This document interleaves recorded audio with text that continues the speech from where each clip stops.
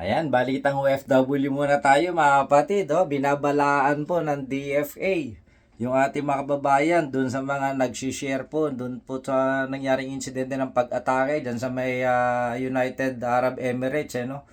Na ngayon iniimbestigahan po ng kapulisan ng UAE yung ating mga kababayan na nag-share at wag sanang mapunta sa asuntuhan, no? Kawawa naman yung ating mga kababayan. Mag-ingat-ingat lamang po doon sa ating mga kababayan na nag-share, nagpo-postings tungkol po sa mga nangyayari diyan. Bawal po sa inyong kontrata. Labag po yan sa inyong kontrata at labag po yan sa batas ng UAE. Kaya pinag-iingat po ulit yung ating mga OFW na sana magngilay-ngilay, magdahan-dahan po sa mga pag-share. Hindi po porket na nakapagparami ng views, awareness, pero ang problema doon po is bawal po, no? So yan, pasintabi sa ating mga babayan na may balak mag-share, nakapag-share, may abiso na po ang DFA tungkol sa paghingi ng impormasyon tungkol po sa pagkakakilanlan ng ating mga babayan. Pero tayo po ay